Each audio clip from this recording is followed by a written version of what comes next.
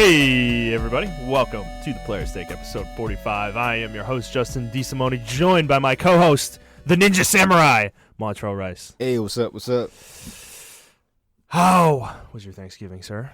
I'm happy. I didn't do anything.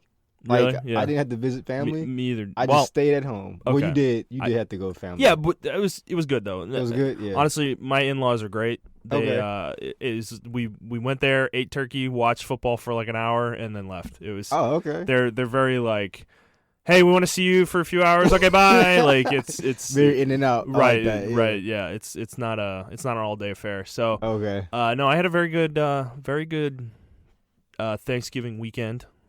We did do some Black Friday shopping, and I spent more money than I should have probably. But got a lot of games. So Sekiro, Baldur's Gate. Finally pulled the trigger on Divinity: Original Sin 2.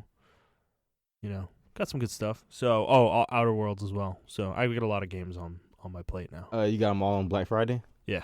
Okay. Pretty much. Outer Worlds was on sale? Or you just bought that one I got yesterday on Amazon. Oh, shit. They had it for $35. What? Why didn't you tell me? Wait, Fuck, you don't have it? No, I don't have it. Oh my god. Oh, bro, I didn't know. I had no idea. You weren't here, though. You weren't here. I know, I was. Yeah, that sucks. Well, okay, maybe check after we're done recording. And, well, fine, just check now during the show and see if they still have it on sale for $35. I doubt it. I do doubt it as well. But Amazon, they'll extend their sales just to keep people buying stuff. So, okay. For those of you who haven't listened before, Player's Take is our weekly show where we talk about video games, video game news, and other topics pertaining to video games. We post at 6 a.m. Central Time on Fridays on iTunes, Spotify, Stitcher, Google Podcasts, and your favorite podcast app of choice. Let us start, like we always do, with what we've been playing. Montrell, what have you been playing this last week, this fine holiday week? I played a little bit of Pokemon. On Thanksgiving, I was playing Pokemon a lot. I got pretty far, got to the 4th gym leader. Yeah, I've been enjoying the game so far. It's a standard Pokemon game, but they do a lot of things really good. I like it. All right, you want to shelve that for a minute? Yep, I'm just going through the motions. Okay, going through the motions. I'm just going through the motions. Going through the motions. I played some League of Legends stuff. Oh, man. And I played a shit ton of Sekiro. What about you? All right. No, go ahead and talk about Sekiro, because all I played was Pokemon, pretty much. Okay. So, yeah. I've been playing a shit ton of Sekiro. And I know last week we talked about it. I barely touched on it. I maybe 10 hours into it. Mm-hmm. And I didn't realize how deep the game actually is. Yeah.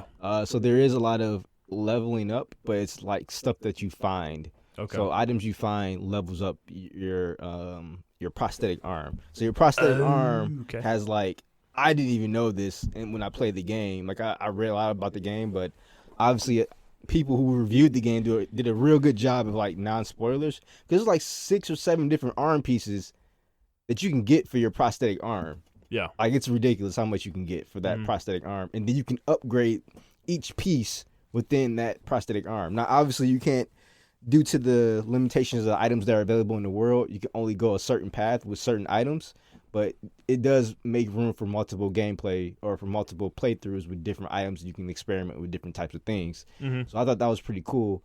You do get one additional weapon besides your sword. Oh, okay. Do you like it? Yeah, I haven't got it yet, but you have to purchase it. I see. Because, additional weapons in action games can sometimes be very hit or miss. Yeah, and I haven't got it yet. So I think they really wanted to hit home with you using the sword and the arm as your primary 2 choices of weapons. Mm-hmm. Even then, it's like a sword. So I don't really think it adds too much layering different from what you have right now. Might just be some different combos. Yeah, different combos and things of that nature. I think it's more fast-paced. But yeah, you find the way you progress in this game is weird, because you don't necessarily progress through the standard means of like Dark Souls, Bloodborne, or even Jedi Fallen Order. Mm-hmm. Yeah. You progress through the things you find throughout the game. So the game rewards you for finding things. It rewards you for fighting optional bosses. Okay. That's how you get your attack power-ups. So like I was saying, last week you get you level up your attack stat. The only way you can really level up your attack stat is if you beat a boss and you regain a memory. You get a battle memory. Okay. So that powers up your attack power. So I fought 2 major bosses so far. So right now my attack power is at 3. But I get various other things too for fighting from exploring and things of that nature. Like there are certain moves you can only get by exploring or doing a certain quest chain or something of that nature. Like for instance, you get this one move called the aerial death blow, but you can only get that. The game doesn't tell you where to find it. You find it just randomly somewhere by exploring the game and stuff like that. Okay. You get rewarded. This game really wants you to explore, fight bosses, fight people, and you just get rewarded for that. And I truly appreciate that because there's not a lot of games that really do that anymore. Yeah. I mean, Dark Souls does it, but it's to a certain extent. Yeah. It's not to the degree of this game. It's like a lost art, I feel like, in a lot of games. Yeah. Like Fallen Order did a really bad job of rewarding you for exploration because there was a 80% chance the thing you got was useless. Yep, exactly. So, or you had to partner it with another thing. Yeah. So this game really rewards you for that. And another thing this game does, which is weird, so it has a mechanic built into when you die a lot, it affects other NPCs in the world. It doesn't affect you. Huh. And it's called Dragon Rot. So if you encounter an NPC, whether it be a merchant, a person you talk to, whatever, and you go back and talk to them, if you die a lot, you'll get this thing called Dragon Rot or Essence Rot. And they'll say like, the essence of this merchant is rotting from this Dragon Rot disease. And I'm not going to go into, that'll be spoiler territory telling you what Dragon Rot is. But anyway, you'll be locked off to certain conversations from them and certain items they may give you or they may sell to you. So if you have a merchant that you like to go to because he sells you a certain thing, he can potentially get the Dragon Rot disease and he can't sell to you anymore. Your sculptor, who you meet the first time, who upgrades your equipment, they don't really lock you off from that, but certain conversation chains about the lore of the game, things of that nature, are locked off to you because he won't be able to talk as much because he's constantly talking and wheezing. He can upgrade your stuff and everything like that, but he wouldn't be in the mood to talk to you at all because he's constantly. Is there a way to get rid of it? There is a mechanic to get rid of it. Okay. Which I thought was pretty cool, but so your deaths do have consequences in the game, and I think that can turn a lot of players off too. It's not a major impact into the game. You can still finish the game without any of these NPCs. Yeah. But it is like, just a little neat thing that your actions do have a consequence on the world. Like you're not just dying for no reason and everything of that nature. And that's a whole lore thing too. It's kind of spoiler territory if I tell you why when Sekiro dies and why it's actually called Sekiro Die Twice. It's everything's coming connected. So I was kind of wondering about the story. The story is actually pretty good. Oh, okay. About the reason of the characters and their motivations and things of that nature. You just gotta go look for it. It is one of those Dark Souls type things. You have to look for it, but once you do find it, it's a really good story. Now the combat in the game is really good. As far as player progression goes, it's all mental. Mm-hmm. So what I mean by that is the game teaches you how to play it through various ways. I think one way was I went to this place called the Harada Estate, and the Harada Estate. And once I visited that area, it showed me how to actually play the game. Now the game does have a little mini tutorial level, and they also have a samurai, like an undead samurai you can practice on, and he has a little reason why he doesn't die. You can just practice your new moves on me. I don't die. Yeah. So it's a whole thing with that. But the Harada Estate area, kind of teaches you how the rest of the game is going to be. And if you cannot pass this section of the game, then you cannot pass the next part. You can't pass the game at all. It's that skill gap. It's the skill gate.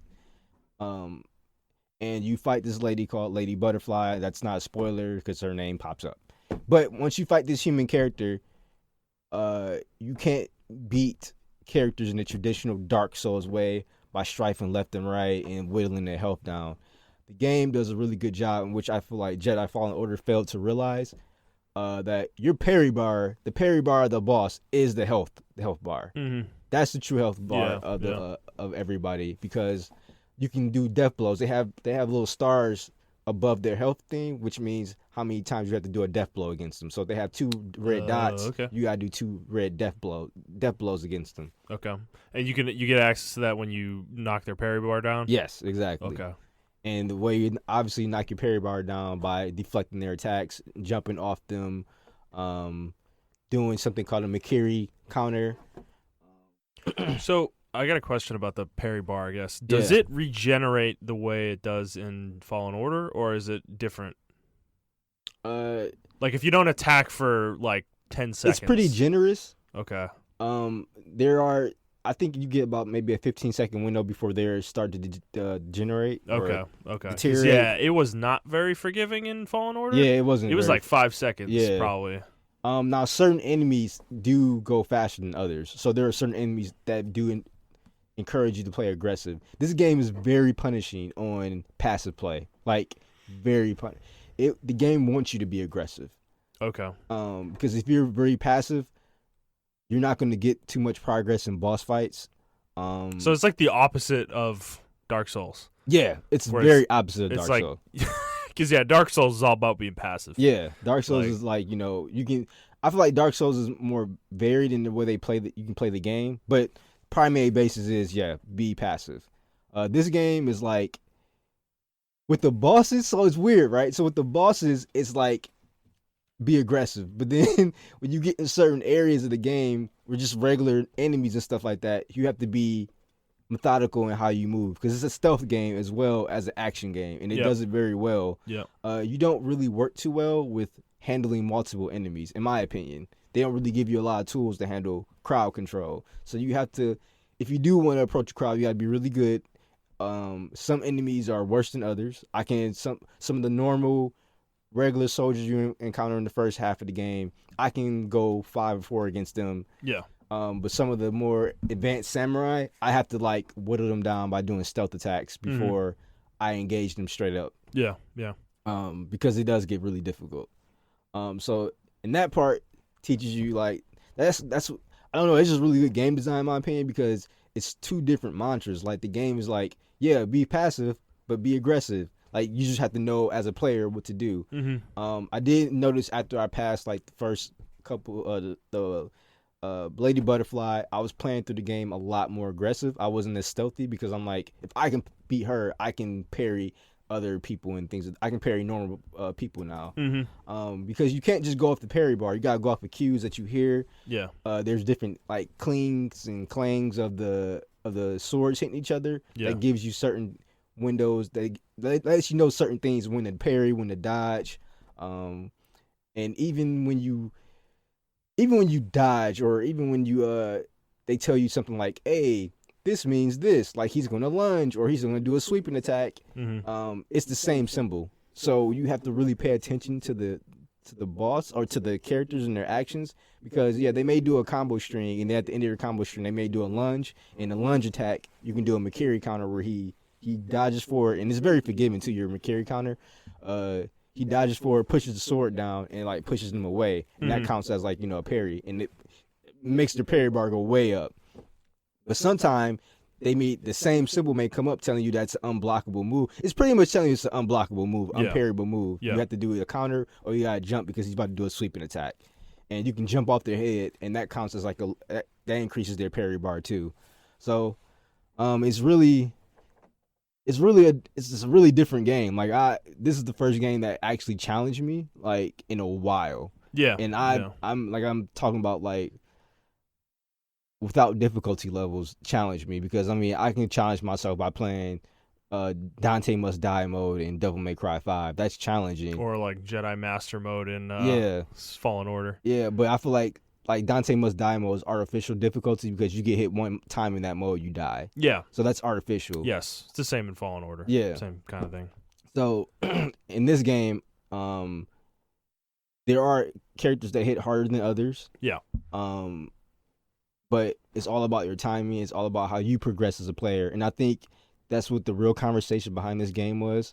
I feel like a lot of people did bring up the disability thing, because if I'm deaf, I couldn't hear those cues. I'll have to rely on visual cues. Mm. You know, Mhm. but you can still play the game, but you have to rely heavily on visual cues and how the sparks off the sword look and things of that nature. Because I did notice that too, just watching my replays of it. Because I record like some of the replays of the game just to see things, and I did notice different sparks when What I a hit the sword. nerd. Yeah, right. I did notice different sparks when I hit the sword, Uh-huh. certain enemies and things of that nature, and how they move and everything of that nature. So somebody can play this game. They just have to try a little bit harder than others than someone with all 5 senses. So I think that's what they're trying to like. That's why that conversation kind of came up, because you really do need your eyes and your ears to play this game. Like I play with this game. I had to play with my headphones on because I can't turn the volume all the way up because obviously, it's in the house and it's loud as fuck. So Yeah. I had to play with headphones on so it won't be loud as hell. And I have to listen. Because I listen, even when you're adventuring and stuff like that, there are certain enemies that you have to listen to. They're breathing. They may be across the wall. So it's not like Metal Gear, you have a radar. It's just like, okay, I think there's an enemy walking in the grass over there. So I got to time my stuff around that. So it's a really cool game. I think they nailed it. It reminds me, it gives me Tenchu Wrath of Heaven vibes, if you ever played that ninja game. That was the game everybody was comparing it to. Yeah, it gives me a lot of those vibes, but also gives me like Dark Souls vibe, just the way the combat is very precise. Mm-hmm. Neo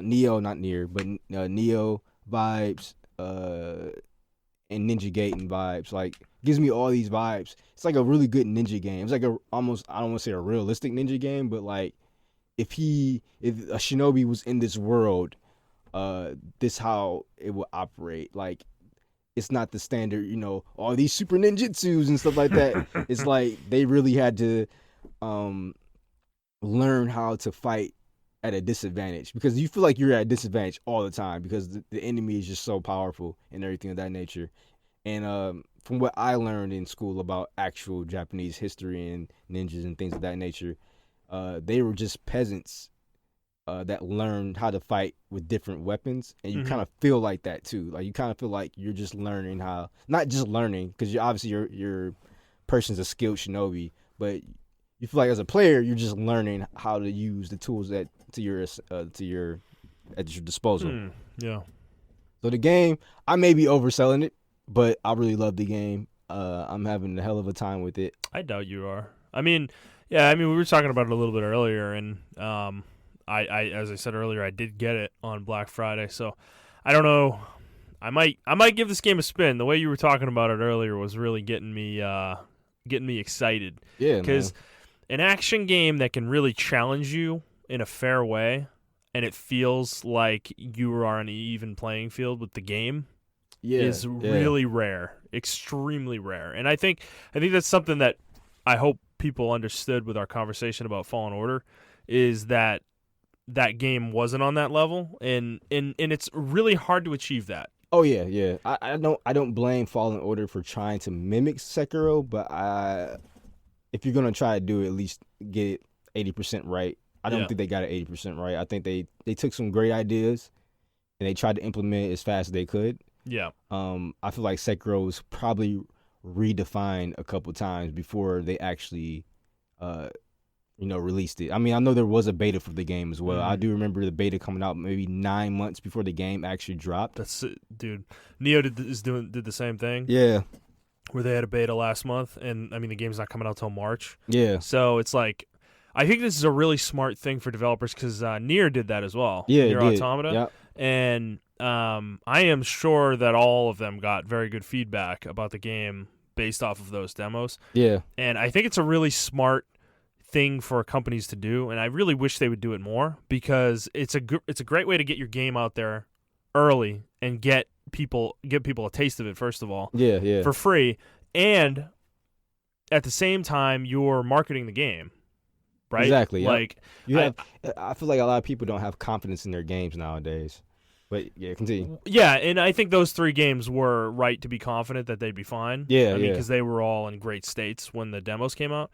But it's, I just wish companies would do it more, because people aren't going to be mean to your game before it's out. Yeah. Like, maybe some people will. I mean, I'm yeah, sure they there will. are always going to be assholes. But the people who like your game and they're going to criticize your game, that's valuable feedback, in my opinion, that you can use to refine the game and make it even better. Yep. That kind of thing can drive a game from being a 9 to a 10 or a 9.5. It's like it really can push it over an edge that's something that this game, and it sounds like this game and that Neo, for me, really just like that level of refinement, precision, and control is so valuable to an action game. It's like that is the most important thing you can get right with an action game. Yeah. Nothing else around the game matters more than that, in my opinion. Like, the story doesn't matter, the environments don't matter, the art doesn't matter as much as your ability to control your character matters. That should be your number one priority if you're going to make an action game. Yeah, I definitely get that with this game. Only gripe I have with it is it does like the Dark Souls thing where sometimes certain items make it easier for certain like mobs or bosses to fight than others, and those items are very limited. They have the nerve to be consumable items. It was one boss that I did need. I need a particular item to fight him, and I had a lot of the item, but it was my first time encountering this boss. So I blew through it, and I'm like, fuck, I gotta get this item again. But the item's like super rare. Yeah. So I had to go online to see what mobs I can farm to get the item to drop. And when I did it, and then the second time I fought him, I beat him. Because I tried to fight him without that item, and it's doable. It's just hard as fuck. So, but he was an optional boss. Like, I could have passed him. Like, I could have walked right past him and not fight him. I decided to fight him. So I guess that's not really a gripe with them.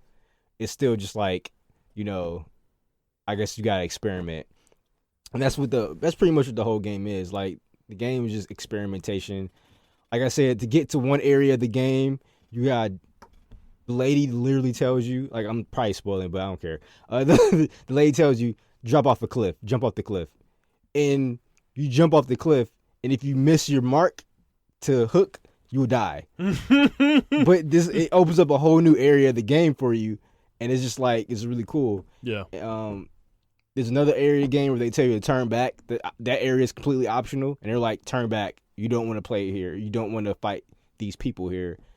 And it's completely optional, but it's like a fun area because you only get like one item sculpture or sculpture idol, which is their version of bonfires, in the game or in that area. So I thought that was just pretty cool. I just think the game, but if you finish that area, I didn't finish it yet, but if you finish that area, I'm pretty sure I'm going to get like a sweet deal after that. I don't feel like my exploration in this game is useless. Every item I find is like useful in some type of way, whether it be useful in this playthrough or the next playthrough. I'm like, I'm gonna experiment with that or not. Like, it's just really cool. I only, like I said, I can't say I have a gripe with it because I've been pissed at the game, but it's just like, I gotta get good. Like, this is legitimately the game where I can say, when I die, I'm pissed at it. Fuck this game, whatever. But then I just think about it, I'm like, man, I just gotta get good. Like, I just gotta get good, and that's very refreshing for me. That's when an action game is good. Yeah, exactly. That's when an action game is good. This is like when you sit there, the first game that I will probably give like a 10. Like, honest, this game is a masterpiece. Is that a first on this podcast? Actually, yeah. Like, I don't. Even if I have issues with the game, I feel like it's my fault. Like, I just need to get good. I'm curious when you play the game how you feel about it, but yeah, this is like my first legitimate 10 out of 10. This game's a masterpiece. They're probably not going to make another Sekiro because I don't know how you can follow up with this game. Yeah, I would think not. I imagine.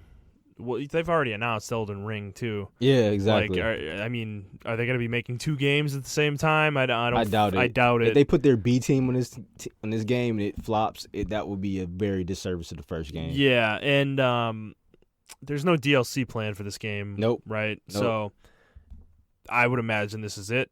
I mean, there's nothing wrong with that. You know what? Making make a 10 out of 10 and just leave it there. Yep. That's it. Make a singular game and go on to the next thing.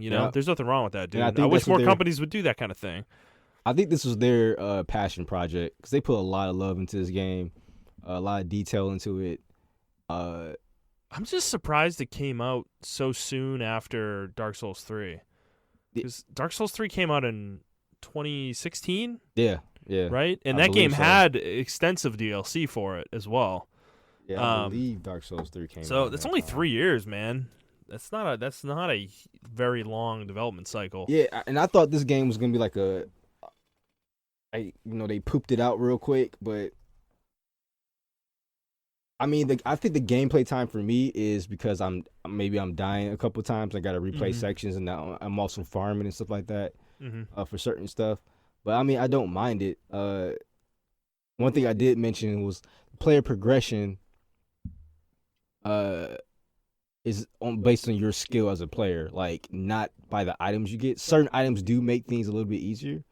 But not by a whole lot. You can still die like 3 or 4 hits from like normal enemies. It's just I went through some of the areas that I had so much trouble in. I had like not so much trouble, but I approached with caution because I'm like, okay, I gotta do this. I gotta think about how to move like this. Now I'm just running through those areas. When I go back to farm, I just plow through them. I'm just like, I'm about to kill everybody. I'm killing everybody, and I do.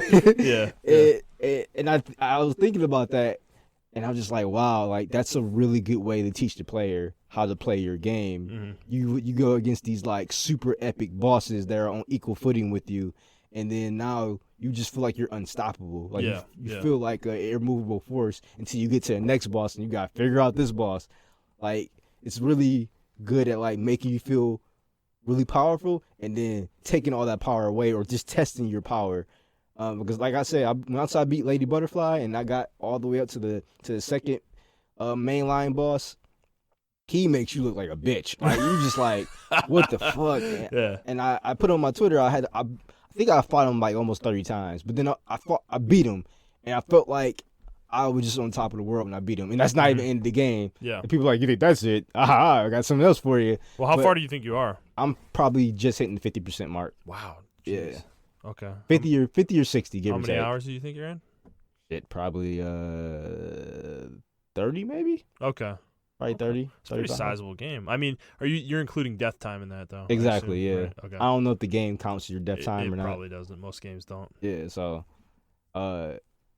because I'm including death time and then like the times it load between death and things of that nature. So yeah. So maybe about, if game time, just pure game time, probably like 20, 25 hours. But like for me playing the game, I think I'm like 35 hours in. Okay. Cool. Well, I'm as I said, really considering playing it after I finish Pokemon. I think I'm gonna play Fell Seal probably first. And beat that, and then maybe get to Sekiro after that. But I don't know.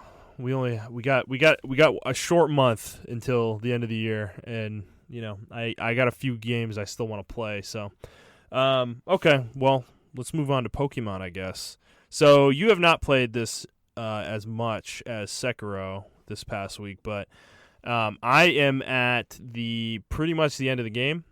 I am on the final fight, basically, against, well, I don't want to really spoil it, but I'm pretty much at the final fight of the game. I'm just doing some grinding right now because the game kind of jumps you a few levels, it jumps the enemy or the opposing trainers like 10 levels or so. Oh, wow. At the end of the game, and yeah, I need to grind my Pokemon up to kind of get up there. So I guess.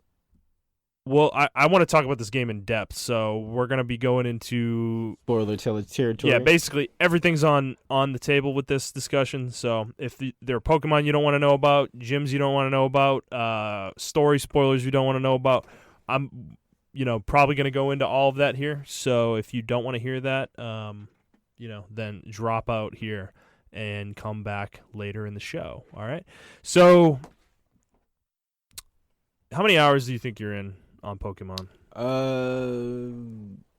was trying to check my Switch, see how many hours I had on there. I'm just gonna take a guesstimate and say 20. Okay, I think I'm 35 when I last looked. And you're 4 gyms in? Yes, I just beat the 4th gym leader. When I turned off the console, I beat the 4th gym leader, and I fought BD at the top of that. Right in that town, Stolen Side or whatever it's called. Okay. Yeah, so I'm at the end, pretty much. I've beaten all the gyms. I finished the so I guess I don't know where I want to start really with this. I almost want to start at the end and work my way backwards. Okay. Almost. But I mean, I guess why don't you say, what do you think of the gym battles so far that you've experienced? I've been boasting and raving.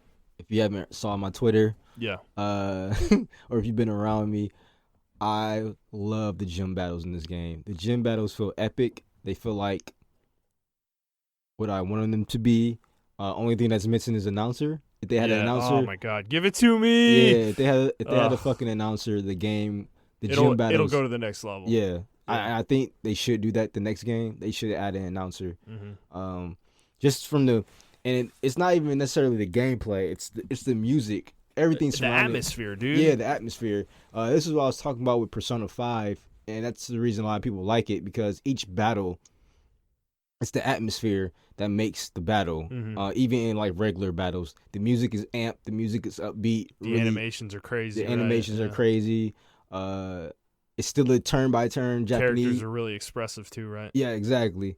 The UI is really like, animated, or not animated, but it's like really like, unique stylized and stuff like that. And I think that adds flavor to like a traditional Japanese RPG game. And I think a lot of Japanese RPG games should do it in their own way. Not everyone should be Persona 5, but do it in their own way. And I think Pokemon's kind of took a next level with it. They didn't really stylize their menus or UIs, but the gym battles, when you die, the music kind of dies down, or when a Pokemon faints or a gym leader Pokemon faints, the music dies down. It gets really low tempo, like snares are missing. It's just like the beat. The rhythm changes. When you guys are doing an actual battle, the rhythm's like theme is really good. It's really loud. It's really boastful. Kind of like an EDM type thing. I know that's not a lot of people's vibes. Yeah. But then at the end of the battle, when the opponent pulls out their Dynamax Pokemon, it ratchets it up. Oh yeah, the music changes best part. again. The music changes again, and then the crowd in the game gets into it and starts chanting the music. Yes, and it's like the first gym battle, I didn't really notice it. I didn't either. That battle's so easy. I think it's over so fast you don't really think about it. Yeah. But dude, every single one after that, I felt like that kind of progression and the music changing and everything like really ratcheted up the intensity of the battles the further into the game I got, because the battles got harder and harder, the gym battles.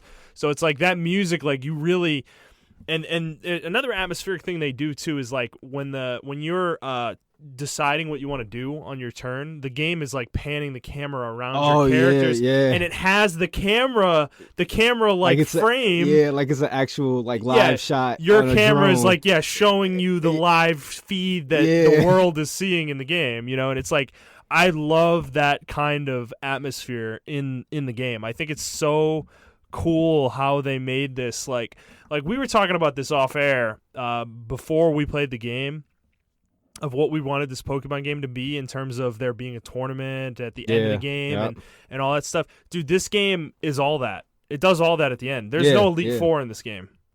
Like that structure of there being an Elite Four, that doesn't exist. Oh, okay, like, cool. You get to the end of the game, you beat the gym battles, you beat all 8 of them, and you get to the end and you go through a 4-person tournament. Oh, really? Yes. Oh, that's cool. So there's only 4 gym challengers left at the end of the game. You're one of them. Hop's one, and then Marnie is the third one. Okay. And then the fourth one is unnamed.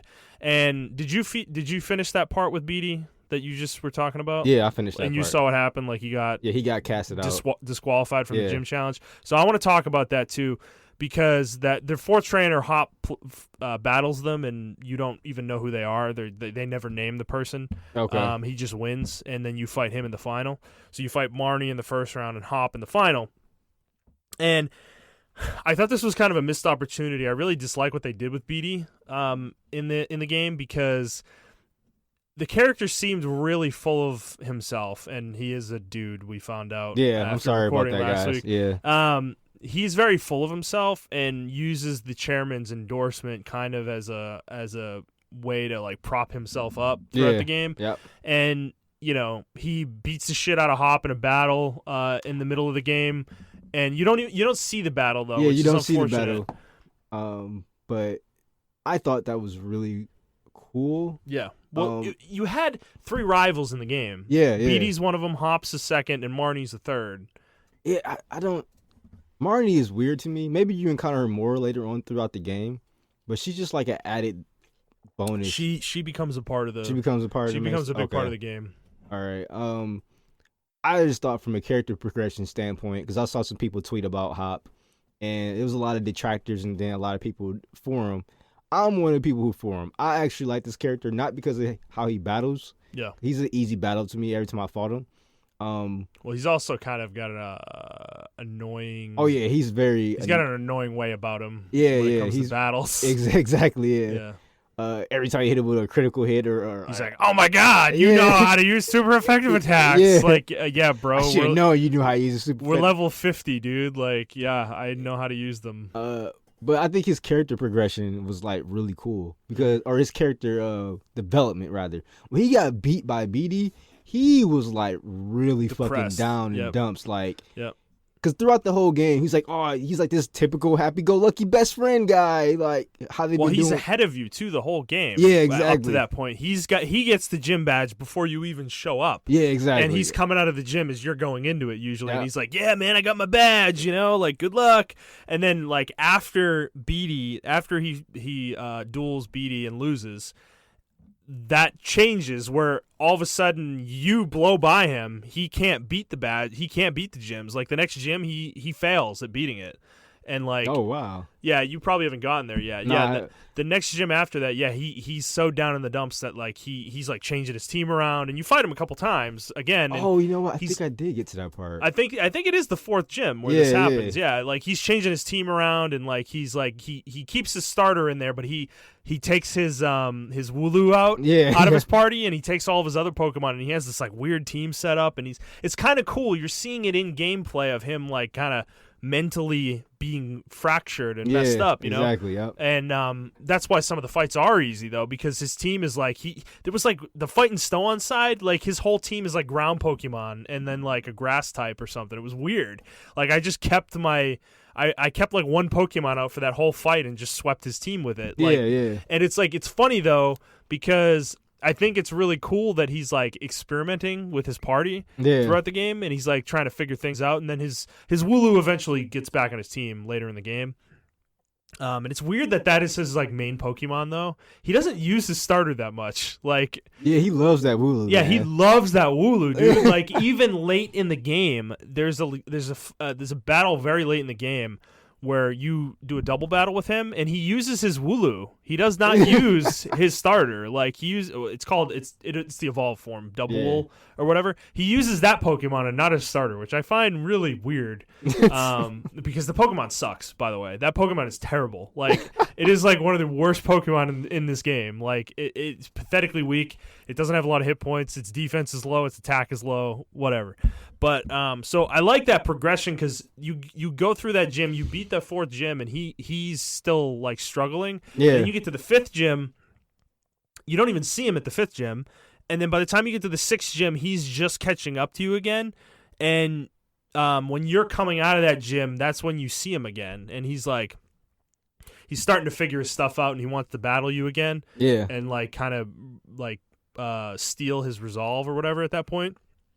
And really confirm where he is, like, and so you don't see him for like 3 gyms, you know. It's wow. It's interesting. It's like there's a big portion of the game where he's just not present because I think he's struggling so much. He's like he can't even keep up with you anymore because your character is like perceived as this like kind of unstoppable force at a certain point, you know, because you're just rolling through these gyms without issue, you know. So I did like his character progression, but back to BD real quick. I think they did this character dirty. I don't know why they decided to disqualify him from have the chairman disqualify him from the tournament. Yeah. Because like I was saying earlier, Hop's first round opponent was not named in the tournament. Why didn't they just make it BD?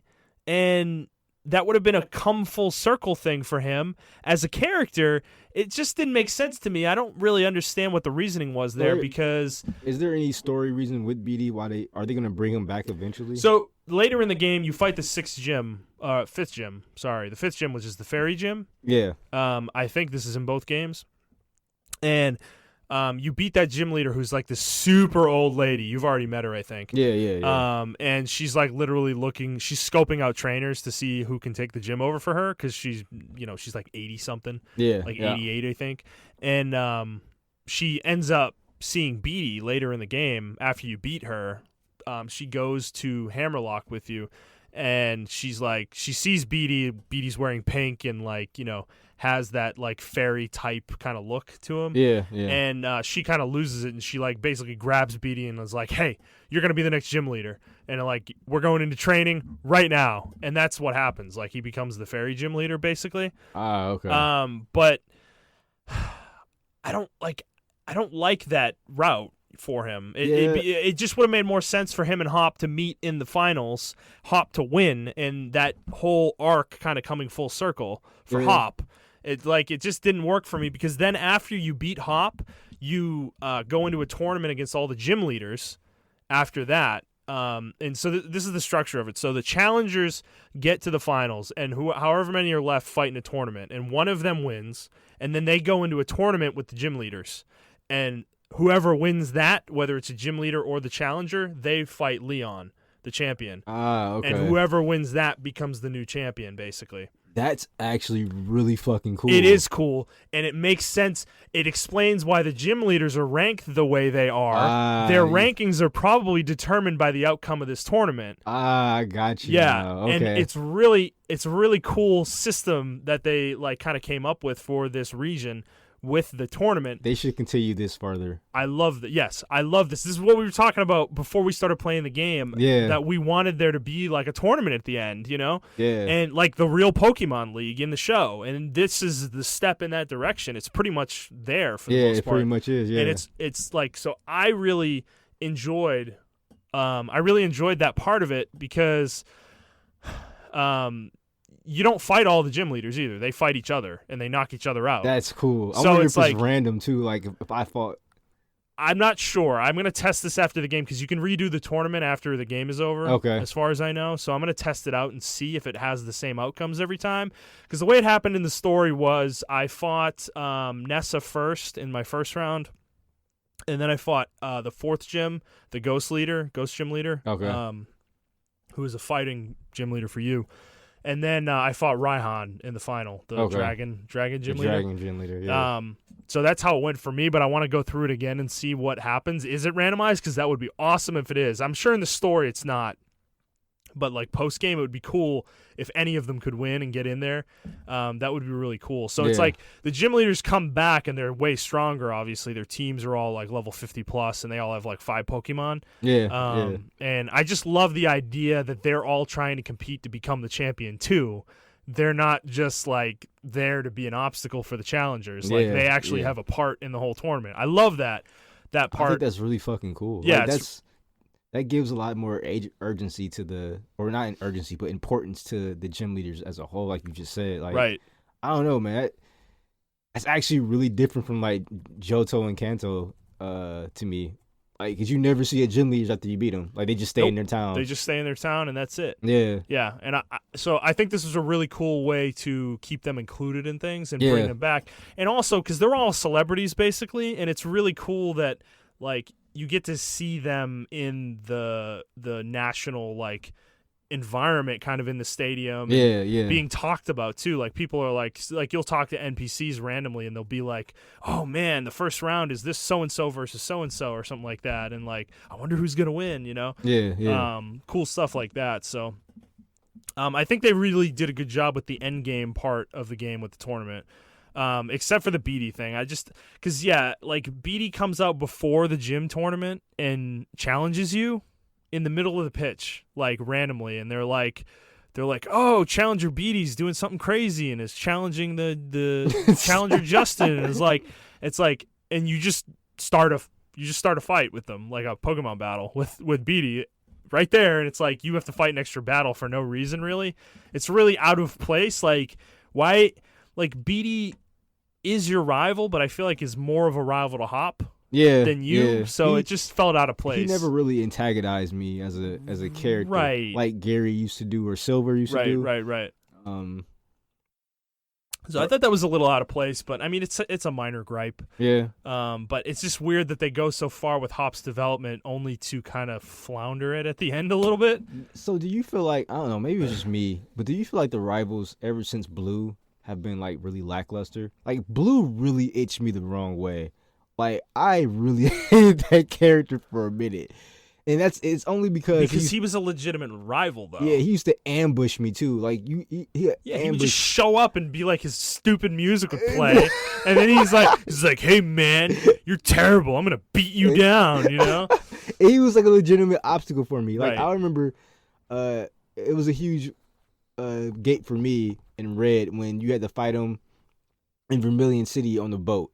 Like you're trying to get to the cut master, the sword, the ship leader, and then he just randomly shows up because you fought all these people on that boat, and then your Pokemon beat the shit, and then you're like, I finally got there. Then he's like, man, I just learned cut. Yeah, he's like, I just learned cut. Let's have a battle, scrub.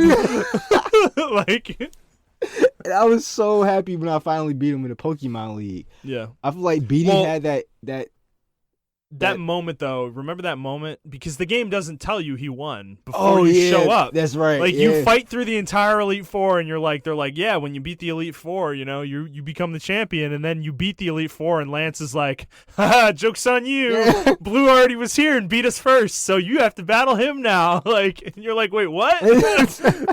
So I think the rivals after Blue definitely lost their bite because Silver was like a criminal. Well, yeah, basically was like a thug, like a delinquent child, and he didn't win the Pokemon League. Like he failed. Yeah, straight up, he was not the final battle. And Lance you never heard from him again. Like he didn't really have any character development. Right, he showed up I think at the end and was like, I challenged these guys and lost, and then he just walks away, and that's it. Yeah. Like you don't see him again, and I didn't play Gen 3, so I don't know about the rival in that one. But Gen 4, your rival was just like your best friend, basically. Yeah, they started doing that for every game after that. And they were never better trainers than your character. Never. So Blue is the only one that was on your level, even though you never lose to him technically in the story. Yeah. Which I think this is something that the next Pokemon game needs to toy with, is the idea that there's like a scripted battle where you lose to them, or make the battle like against them so hard that you can win, but you're probably gonna lose, and if you do, the game continues as if you lost. Yeah. You know, and it's like I would love to see something like that, where like say you're in the level 20s and you run into your rival and all their Pokemon are level 30, and you're like, oh shit, how am I supposed to win this? And you can't pretty much at that point in the game. Yeah, I think they should do something like. Yeah, just something like that. Make the rival have some bite. Yeah, you know, a little bit. Because Hop, I like Hop. I think he's one of the better rivals in a while. He has compared to Blue, he has the same character development, or maybe a little bit more, in my opinion, than Blue. Yeah. Yeah, he has a lot more character development than Blue. But as far as as being a trainer and challenging you and putting you in difficult spots, Blue was definitely that trainer that did it. Now maybe it was because. Well, Blue's battles were always really hard too. Yeah, like he even when you had full health. Right, right. No, they always position his battles to be really tough, and that's something that this game. Because I remember there was a point in the game where he had 6 Pokemon, and that was it. He always had 6 Pokemon after that. Yeah, and it wasn't that far into the game. It was probably maybe halfway to a little bit further than that. Yeah, I feel like in this game you don't fight a trainer with 6 Pokemon until the final battle. Against the champion. Okay. That's it. Everybody else always has has 5 or less. And I did see a lot of people on Reddit and YouTube comments complain about like man, everyone has 5 Pokemon. Like why I can't fight a trainer that doesn't have, a full party of Pokemon. Yeah. And I do remember that being pretty rare in Red and Blue and Gold and Silver and X and Y. Like somebody having 6? Yeah. I mean, all the Elite Four had 6. Yeah, that's true. And then Gary had 6 or Blue had 6 as well for the most part. Yeah, the gym leaders generally didn't, though. Yeah, the gym leaders generally didn't have it like that. Yeah. I don't know. I just think this game is really a good step in the right direction. I do hope, like you said, what I wanted to do is maybe have not like a multi-adventure type deal like Mass Effect, but have like a tree. I forgot what they call it, like a chart where, if this happens, then you go down this path, or if this happens, then you go down this path. And that can be easily achievable if you lose to a rival or you win to a rival. That'd be cool, like a split, like almost like those games that make you make a decision that changes the story, but it's not a decision; it's literally a battle. Yeah. If you win, this happens. If you lose, this happens. That would be really cool. Yeah, and I don't think that would be like it doesn't have to be on Mass Effect's level. We got to have 6 choices in. But maybe if you lose, like you have to go through this period of a really like rough patch. Yeah, and you have to like. You fight like really hard battles, like the game maybe is harder or something. Yeah, exactly. That would be kind of cool. Yeah.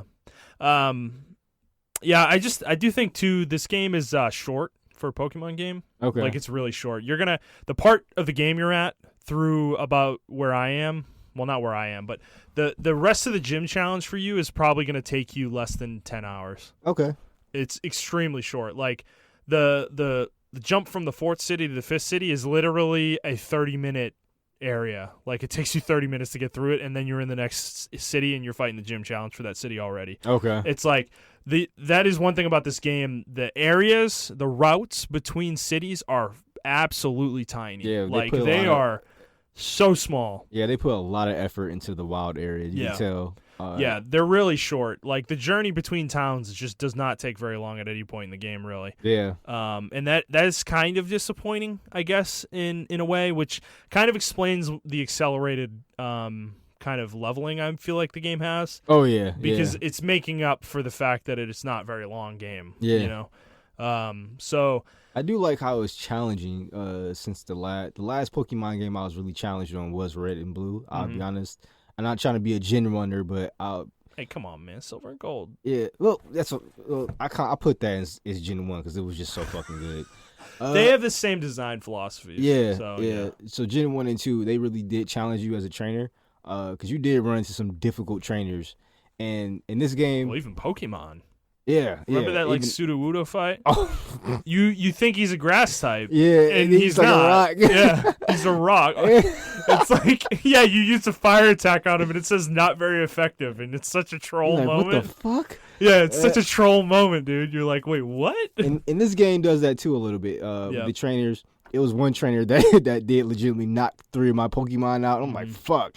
And even a wild Pokemon in the wild area, they would like destroy your Pokemon if you're not ready. So I do appreciate them challenging people because X and Y. I just remember X and Y being so fucking easy. Really? Yeah, it was like brutally easy. I didn't like it for that. And then Pokemon Let's Go obviously was like dumb easy. Oh, of course, yeah. But they intentionally did that. Ugh. They did that to Kanto, man. Yeah, it was bad. But I do appreciate this game like taking the training wheels off. I do appreciate another thing too. When you do get ambush battles, I call them, like how on the Gen 1 and 2, like your rivals just show up and you're just totally not prepared for it. I do like how they be like, hey, you ready to fight? Yes or no. And then you can choose no and go heal your Pokemon up, and then you go like, or they'll just heal your Pokemon for you. Oh too. yeah. Sometimes they'll be like, hey man, let me heal your Pokemon. All right, let's battle. Yeah. I really appreciate that. That's one of the quality of life changes I do like, because I really did feel like as much as I love Gen 1 and 2, as much as I do appreciate those battles, they were memorable. Mm-hmm. I do feel ambushed. I felt ambushed a lot, especially at the Pokemon League. Like you said, after you fought Lance, you're like beaten up and tired, and then you gotta fight Blue now. It's like, wait, my Pokemon are almost dead. Yeah, I'm out of items. Like, exactly. Yeah, dude. Oh my god. Well, yeah, you remember because you remember the progression of the Elite Four. Like, did this happen to you with Blue? Because I remember I would fight the first trainer, and I struggled really hard because I didn't know what the Pokemon were, and I didn't know what they were weak to. Yeah. So the first trainer would knock out like 4 of my Pokemon, and I'd go to the second trainer with like 2 left. And I wouldn't use any items because, like, I didn't want to waste them all. Because they were really expensive, obviously, and you didn't get a lot of money in Gen 1 either from winning battles. So I would just basically go through the battles until all my Pokemon fainted, essentially. And as my Pokemon got higher level, I could get further and further and further. But I remember the first time I got to Lance, I really pushed to win that battle because I thought it was the end, and I like used all my items, my revives, full restores, all that stuff. And then you beat him and you have like nothing left, and then you fight Blue, and it's like, what the hell, man? Because you're fighting Lance. He's like a dragon trainer. He's got all these crazy dragons were OP'd in Gen 1 and 2. Oh my god, They literally had no weaknesses. I think he had ice was it. That was the only weakness. Oh, yeah, that's right. Yeah, so if you didn't have Articuno with you, you were done. Yeah. Like the only other ice Pokemon in Gen 1 was Jinx, I think. Yeah. And there was one other one. I can't really remember who Every it other is. Pokemon can learn ice moves, but they weren't ice type. Ice type, right? Yeah, and he had 2 Dragonites, I think, too. And they all had, if you use your water Pokemon against those Dragonites, I do remember them having Thunderbolt. They did, yep. And they will like destroy your water Pokemon. Yep. So yeah, this game though, Shield, I like the story. I like where the story goes. You do. So there's 3 legendaries in the game. There's the Sword Pokemon, the Shield Pokemon, and then another one called Eternatus that you fight at the very end of the game. Okay. It's kind of this giant like dragon thing. It is the thing that creates the Dynamax phenomenon in the world. And there's a twist where Chairman Rose is kind of evil for a minute. I knew it. I knew it. Yeah, this happens really late in the game, right after you beat after you beat Hop in the finals. Leon and the chairman are having a discussion, and you infiltrate his tower, like Rose Tower or whatever, and you go up the elevator, and you have to fight a bunch of like evil trainers. Basically, they don't have a team. They're called like Macrocosmos or something like that. And yeah, so hold on. Let me take a step back here, because this game positions Team Yell as the evil team for a large portion of the game. And I never thought they're evil. They don't feel like they're evil. They're kind of cartoony and goofy, and like they don't really do anything that bad. Yeah, really. It's just like they're ruffians. They just kind of get in people's way. And like, they're fans of Marnie though, so it's like they're not really positioned as evil. But then late in the game, this happens, and this like Macrocosmos group comes out of the woodwork, and Olena, who's the assistant to Chairman Rose, is like, there's a point in the game where you're trying to get to the tower or whatever, his tower, and she comes and taunts you, and she's like, you're never gonna. He's having a really important conversation with Champion Leon. You're not gonna get over there because I'm gonna give the key to this stupid asshole with sunglasses, and he's gonna hide somewhere in the town, and you have to go find him. Like, what? It's so stupid. You find him too, and then you battle him, and then he runs away, and you have to find him again, and then you battle him, and then he runs away a third time, and you have to find him again and battle him a third time. Like, it feels like such a filler moment where they're just trying to fill time, because like that happens, and then you get the key, and then you go to the tower, and then you walk up to the person at the front desk too, and she's just like, welcome to Rose Tower, like you're just some random passerby. Oh my god. But then this Macrocosmos guy comes out of the elevator and is like, you kids shouldn't be here, we're gonna knock you out of here, and you have a double battle with him and some other person, and then you beat them. It's so Pokemon. You go into the elevator, and then it just starts going up automatically without them doing anything. And by the way, this is a giant ass elevator that is like the size of like an office building, like a skyscraper office building, and it has like 8 doors in each edge. What? Like, it's ridiculous. And people just come out of a random door and battle you as you're going up the tower. It's so Pokemon. But you fight like 3 or 4 battles, and then you get to the top.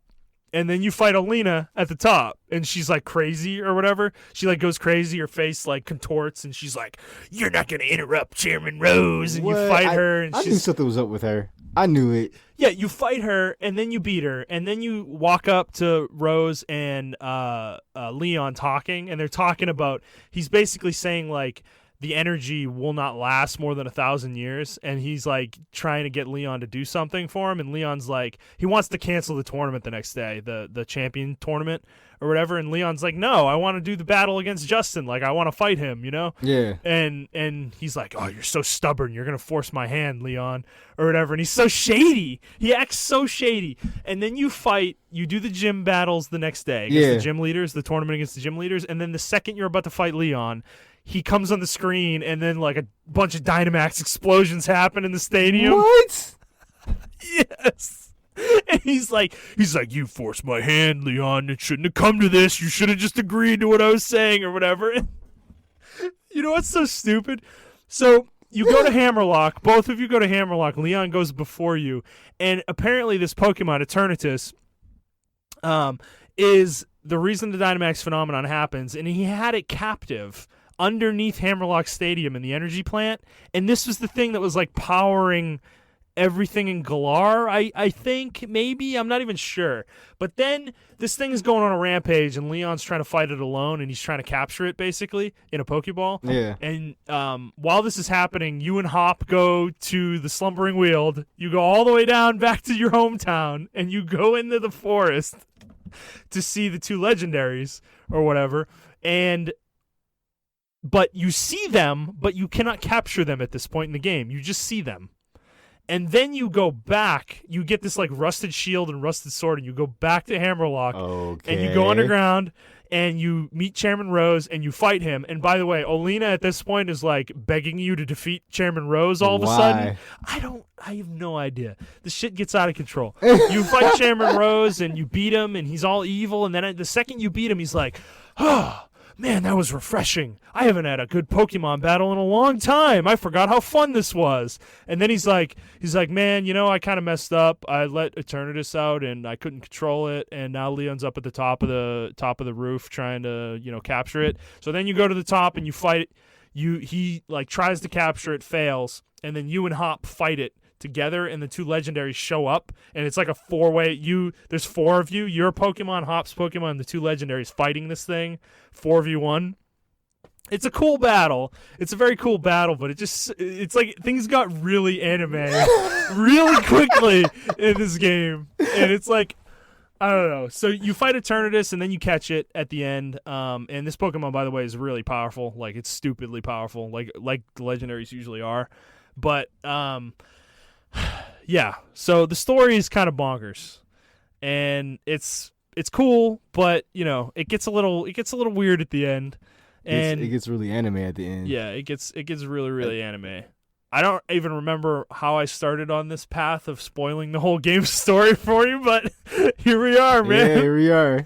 It's so I liked the story. I just think I think the point I was gonna bring up was that there's no evil team in this game, and I feel like last minute they decided to just make the chairman's company the evil team. Yeah, they probably got through. It seemed like they got halfway through the game. It was like, oh shit, there's no Team Rocket. There's no Team Rocket replacement in this game. We need something, guys. I was actually relieved by that. I'm like, oh, this is just gonna be a straight straight Pokemon game where I don't have to save the world. Mm-hmm.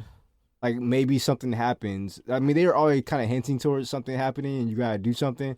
But it was just like, I don't know. I just enjoyed being a trainer for once. I'm like, yeah, man, I'm just a trainer, and I'm going through the Pokemon League and everything like that. Yeah, it was cool. I liked the fact that the game was really focused on the trainer aspect, and the fact that it was like a sport, a spectacle sport. Because they talk about it like the pitch is like the field you battle on and stuff. And it's like the stadiums are like soccer stadiums, and the chanting is like a soccer match kind of thing. It's really cool, and I truly hope that they do this going forward, that like sports spectacle thing. Yeah, because I always thought it was weird that the gym battles were like a personal thing. Like, I mean, I can see it, but like, okay, for the first generation, it looks like they just started doing Pokemon battles. Like, right. This is so doesn't it make sense, right? In the 90s, right? They didn't know how big Pokemon was going to be. Yeah. Like, I'm talking about the people within the world. That's what I'm saying. Yeah. They didn't know how big Pokemon was at the time. So they didn't televise the gym battles. Yeah. They just televised the league at the end with all the trainers. And now it feels like Pokemon got huge, and they're like, man, we can televise everything. You know, it's like it's so. But the thing is, I think it fits Pokemon, because if Pokemon, everything in this world revolves around Pokemon, this makes sense. Yeah, it does. This is their entertainment, and I just like this format a lot. Did you hear the theory though behind the Pokemon? What? Like, so if you go by this theory, it makes sense. Mm-hmm. The world needed to be rebuilt because there was a giant war that happened, not between humans and Pokemon, but just between all the regions and stuff like that. Yes. And that's why they're not together. Like, it was just a giant war, and everything was in the rebuilding phase. Because, you go to Vermilion City, a lot of stuff is getting built. Yep. There are routes that aren't fully roads. It's just like grassways and stuff like that. You never find a full road or whatever. And you never find people that are like men that are like 20 in their 20s and 30s. Right. Oh, yeah, I know this theory. Yeah, that's right. So, I mean, it makes sense. If there was a giant war, that's a reason why all the reasons are just now getting back together and being connected again, because they were recovering. Yeah. And by the time we get to the Galar region, obviously other regions now are like probably at Galar's standpoint, level, like televising everything, and it's a big spectacle for Pokemon battles. Because I do notice every Pokemon game, like the society gets more advanced, and the Pokemon battles become more important to like everyday society and things of that nature. The only game that kind of went against that, which is not lore, I guess, is Pokemon Stadium. That game made you feel like you're in an actual stadium and you're fighting people. People were kind of like yelling and chanting and stuff like that. Not chanting, they're like cheering you. You had an announcer. But I don't know, this game does that atmosphere a lot better than Pokemon Stadium. They just needed an announcer. Yeah, no, I think the game definitely needs an announcer. I think the game needs voice acting too. It would be fun if the other trainer was just yelling at you the whole time. Like when you hit their Pokemon with a super effective attack, they just go like, no! Yeah. Or like, score bunny, no! Or something like that, It would be a lot more, I think it would really ratchet up that atmosphere that we're talking about. Yeah, and if they don't want to name every Pokemon and stuff like that, or whatever the case, I think they should give the trainers more personality. I know in Pokemon Stadium they used to do this. Like, the trainers would name their Pokemon, and you can see the name of the Pokemon that came up. So if you were fighting like a Pikachu, it would be like name, I don't know, fucking Lightning Mouse or something like that. And you will see that the trainer named it Lightning or something like that. When he threw it out, it'll say, go Lightning, and it'll be a Pikachu. Well, I would also like a more... So, yeah, I thought the tournament they did was cool, but I would love it to be more structured where it has to be fair to both sides. Yeah. Because, I'm fighting with 6, and that is, as I said, my opponents only had 5 usually. Yeah. Like, make it a more structured battle where you have to pick, say, 3 or 4 of your Pokemon. Like Pokemon Stadium. And you both have 3 or 4, and that's the battle. Like, whoever wins with those 4 is the winner. And I believe they did that in the original cartoon, too. They did. That's what I'm talking about. That's exactly what I'm talking about. Like, Ash had to pick 3 of his Pokemon, and that was all he could use. And he didn't know what his opponent was going to have. Yeah. So he had to adjust to the situation, too. Exactly. So I kind of want to see a more structured thing like that where the rules are more defined within the game of the tournament. That would be cool. And I would also like the tournament to be more larger, I guess. Okay. To be like maybe there's 64 people in it, and they just be random NPCs. You got to battle through 8 rounds, to get to the finals or something like that. Yeah. That would be kind of cool. Yeah, and some of it's maybe random NPCs, but it's like littered with you see like other trainers like your Hop, your Habibi, your Marnie or whatever. Yeah, they can do like simulated battles where you see certain things happening, but that is another thing too that I think I was disappointed by. That like I would like to see them do this where. That battle against Hop and Beatty, it would be fun if you could just watch it. Yeah. And watch them battle each other and see what happens. And then, honestly, maybe just let the game play the battle out, and whoever wins, the cinematic plays, like different cinematic plays. And I would have loved to see that. That's what I was talking about with the finals, too. It would have been so cool, right, to watch Hop and Beatty battle in the finals, in the stadium, and you just watch the two of them go at it. Like, and you actually just watch the battle in the game. I don't need a cinematic for it. I'm just saying, like, you just watch their teams battle like yours would. I think they should do that. I think they should do something like that. Yeah, I don't really need a cinematic. You can skip it. You can skip it if you want. Skip it if you want to. You don't have to watch it, but it would be cool. It'd be a cool option for people like me who want that more, like, immersive moment in the game, in the narrative. Like, I think it would be cool, so. Yeah, I mean, so what would you rate this game? First, I guess the real important question is, where do you place this game out of all the Pokemon you played? What's your little tier list? Your little mini tier list? My tier list of Pokemon games? Okay, so number 1 for me is Heart Gold, Soul Silver. Okay. That's the number 1 game. Number 2 is probably Blue. Okay. Blue/Red. Number 3 is this game, I think. Oh, okay, cool. And then 4 is Gen 4. And then as far away from the tier list as possible is Gen 5. Like,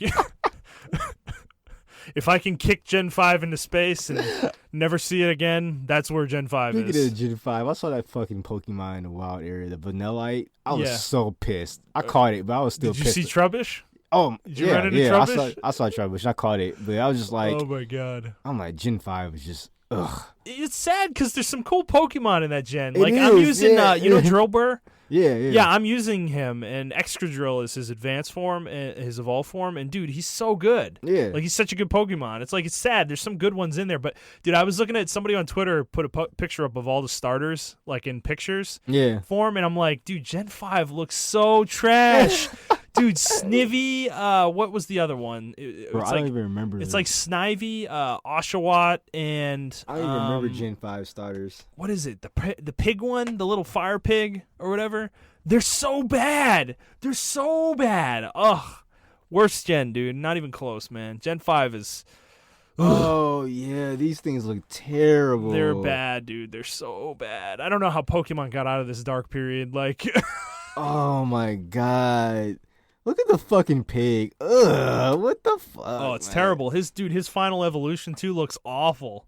Like it's not good. That was not a good gem. Those are the only ones I played though. I did not play Gen 6 or 7 to its fullest, and I also did not play Gen 3.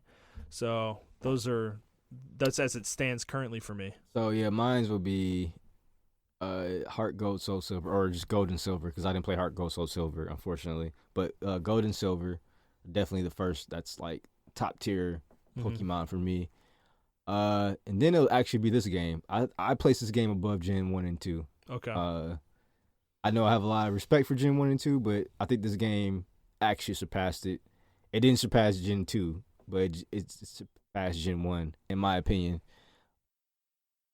Then it will probably be Black and White. I did like the story of Black and White a lot. Even though it's Gen 5. Oh, no. Montrell, what do you know? Gen 5. I mean, the story was cool, but Yeah, the game sucks. Yeah. Okay, maybe I'll take that back then. Ugh, Gen 5's so bad, dude. I like Gen 3, though. Gen 3 was really cool. See, I never played Gen 3. I want to play... So the thing is with this game... Sorry, finish your list. Yeah, Then I'll say my thought. So I go Gen 3 after that, after Gen 2. Or after Gen 1. So I'm at Gen 2, this Gen, and then Gen 1, then Gen 3. I'm sorry. I hated the Pokemon design. Not the Pokemon design, the character designs of Gen 4. Really? It was just ugly. Like, what characters? I just hated how your trainer looked with little Brett. Really? Oh, hated man. that shit so much. But You didn't like Team Galaxy or no, whatever they man. were? I didn't like... it was just so wee wee. When I was playing the game, that's why I felt like I was in Paris, yo. Like, it was... So, like... but Gen 4 was a good gen. I give it that. So. Dude, the starters in Gen 4 are great. Yeah, oh they my are. God, they're That's so also like good. the Pokemon. I just hate like the atmosphere. Yeah. Then I'll go X and Y, and then I'll go. No, actually, I'll put Black and White, but X and Y. X and Y was just terrible. Really? Only reason I gotta play X and Y, man. Only reason I like X and Y is because it introduced 3D Pokemon in 3D universe. Like Yeah. it was first time it went 3D. Yeah. But besides that, that game was so lackluster, man. Like the story was trash. Bro, like I still own it. I gotta play it, man. Man, I'll even spoil it for you. I don't even fucking care. Like, I mean, I don't care about the story, but yeah. I think the end of the game, you're trying to stop someone from using a giant cannon that can destroy the universe. That's what I remember. So, oh man, yeah, it was terrible. I didn't like it. Yeah, and it had something to do with the mega evolutions too. It was just. Oh, that's right. It was just. I almost don't want to try it with the mega evolutions. That whole mechanic, I think, is. I'm glad they retired that. Yeah, it's not a good mechanic. And Sun and Moon, I just don't know why.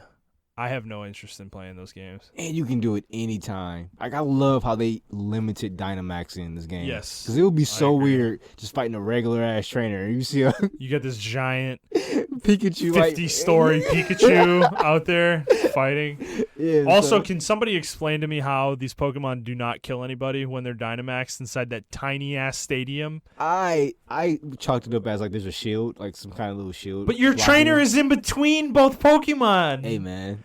It's impossible. Literally, my Mudsdale goes underground and creates an earthquake on the stadium field and then goes through my trainer Listen, man, to hit the other Pokemon. Like, I just let it go. It's bonkers, dude. I think Somebody explain that to me, please. I think in the original, in the new Pokemon show, they explain how the trainers don't get hit. Okay. I think Ash was about to get blown up on time if the Pokemon didn't deflect the attack. Yeah. So that was pretty cool. But anyway, getting back to that. Yeah, so oh god, I don't remember what I was going to say earlier. That's really upsetting. I was going to say something. You were talking about X and Y. Yeah, I was talking about X and Y, and I said something about Gen 4. Damn it, Gen 4. Yeah. No, You remember it? Come on. I'm going to remember it after we're done talking about Pokemon. I'm going to be really mad at myself. So overall, to go back to your original question, I am kind of at an 8.5 now. I was at an 8 last week, and I think I'm more at an 8.5. I think the game gets better as you play it. Okay. The battles get more intense, and they get better, I think, over time.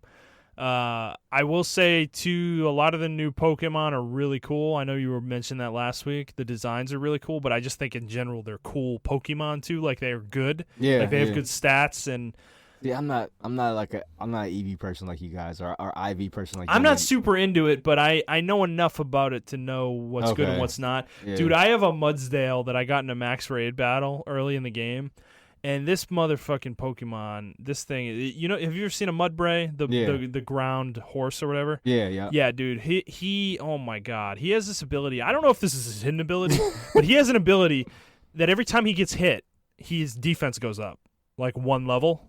Oh, really? Every time he gets hit. So if somebody uses Fury Swipes on him, it goes up between the hits. Wow. He's so broken, dude. It's insanity. And he already has naturally high defense and high HP, but his attack stat is higher than both as well for mine because I have a plus attack one. And, dude, he's like... anything that he's super effective against is a one-shot, straight up. Even things that he's not super effective against, he takes about 80% of their health probably most of the time. That's crazy. This Pokemon, dude, he is like a sweeper for me, like nobody's business. He's better than my starters, like it's not even close. He's probably my best Pokemon. I put him out in the front. I don't even care what he's fighting.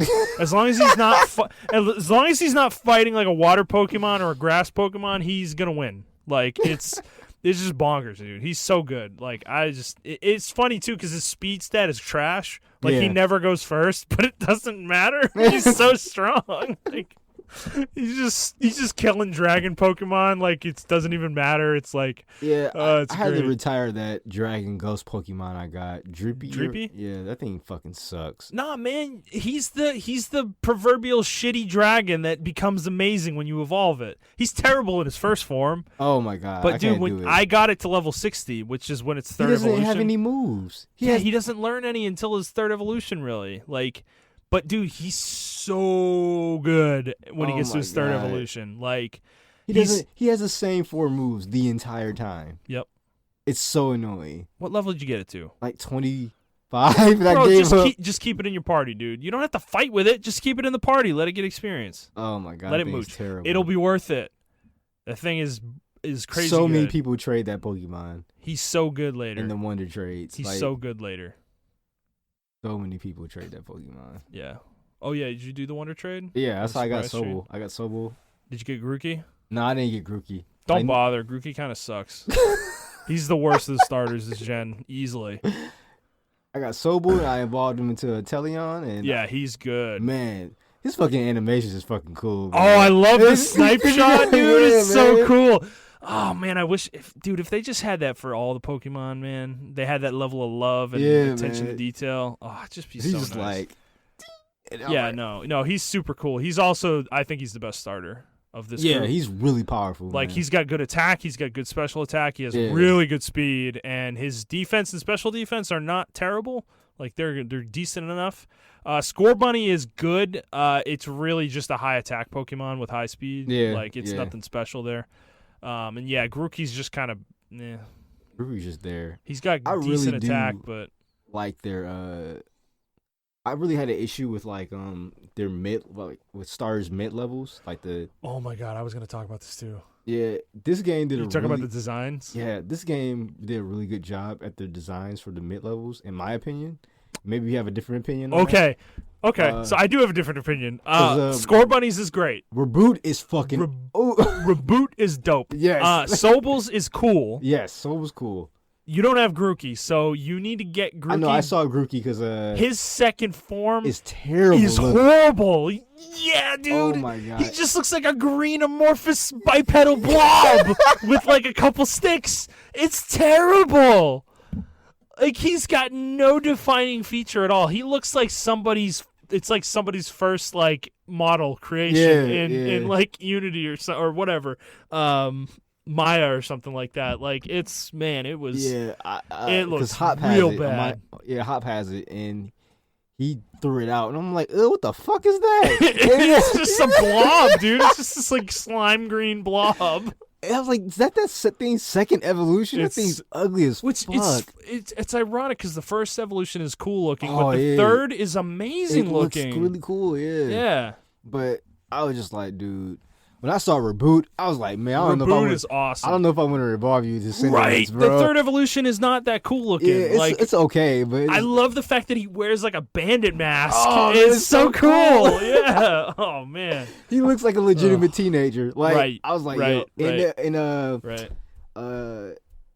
Snowball's second evolution. I forgot his name though. What's the second evolution for it? I forget. He looks like a teenager too. Like, he looks like he's. He going looks through... like the goth kid. Yeah. With the, like, hair coming down. He's got that thing over his eye. Yeah. Yeah, I'm like, Yeah. they did a really good job of like, showing like their phases. Right. Yeah, like these are their first starter Pokemon. I like the middle evolutions because I didn't really like Charmeleon. Wartortle looked fucking stupid as fuck to me.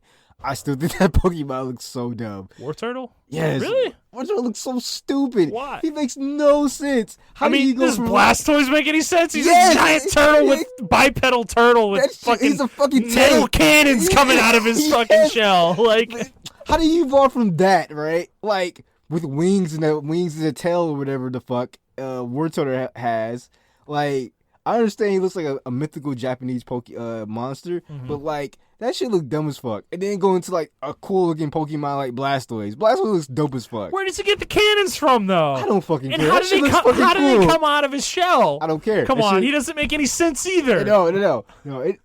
His design is cool. At least Charmander, Charmeleon, and Charizard Yeah, have that- a natural Have progression. a natural progression. Yeah, and same thing for Bulbasaur, Bulbasaur. Ivysaur, and Venusaur. Yeah. Venusaur looks fucking stupid. He does. I actually like Ivysaur Oh, he's better. a terrible looking Pokemon. I hate fucking Venusaur. He's so ugly.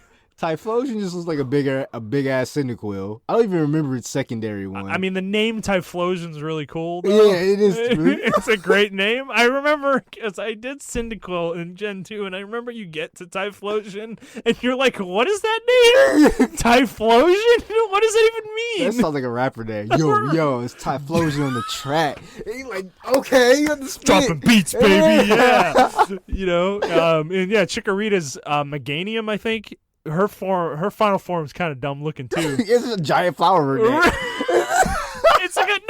It's a dinosaur. She's like a green dinosaur. Oh yeah. She looks like one of those long necks or whatever. Oh yeah, that's right. And the only one that's cool is like Totodile into He's Feraligatr. Like, it's a giant alligator. he's a giant bipedal alligator. He looks so cool. Man, I'm talking a lot of shit right now. Yeah, we are. I love Gen 2. I Man. think Gen. Okay, so like if we were going by gens, what's your favorite Pokemon starter out of each gen? Out of each gen, Yeah, that like I've design wise. Charizard Gen 1 for sure. Feraligatr Gen 2. Gen 3, I would say I would say Blaziken, I think, for Gen 3. Gen 4 is really hard. I'm going to go with Empoleon, though, the water steel one. I really like him. Gen 5, I don't like any of them. Gen 6, I don't know what Gen 6s look like at the end. And Gen 7, I really like Greninja for Gen 7. And then this gen, I would say Inteleon, the water one. All right. What about you? For mine, I'm going to go with Charizard, the Charmander line. For second one, I'm going to go with the Totodile line. Yep. Third one, I'm going to go with Chikorita's line. Or not, yeah, Chikorita's. No, Trico? Trico, not Trico. Torchic. Torchic, which is Blaziken. Yeah. Blaziken. Fourth gen, I'm gonna go. What was the fire monkey? I like his Infernape. line. Yeah, Infernape. Fifth gen, I fucking hate that gen. I don't fucking care about that. How is it game third on your tier list? I'm calling your tier list into question, man. No, I actually changed it. It's like at the end now. Okay, good. Yeah, kick it into space like I did. We're We're so punchy right now. I know, right? I really like Greninjas in Gen 6. Okay. Greninja was like... Wait, that was Gen 6? Yeah, that was I thought that was 6. Gen 7. No, it's Gen 6. Oh. Gen 7 is when they're on Sun and Moon. Oh, okay. That's Incineroar or... Yeah. What are the other two in that gen? It's the little seal-looking Pokemon. Okay. And then the owl, the grass owl Pokemon. Oh, I remember. Okay. Yeah, Gen 7 starters. Yeah, so... Yeah, their evolutions look fucking stupid as shit. Incineroar clearly ruined that battle. Oh my god. Yeah, look, the fucking owl looks dumb as fuck. Like, no, it's okay. You know, Well, isn't he an owl? And doesn't he do this weird thing where he like completely changes types in the third form? He's like flying grass, and then his like third form is not flying grass anymore. It's like something else. I don't know. I know the third. I know Populo, like Poplio. Like, see, that name's fucking stupid. Poplio. Oh, you can't even say it, dude. I can't even say it because it's so fucking stupid. Yeah, Incineroar clearly won that. And then for this gen, man, you know what? I don't know, man. Because this gen, Reboot takes it for me, man. Like, he looks fucking cool.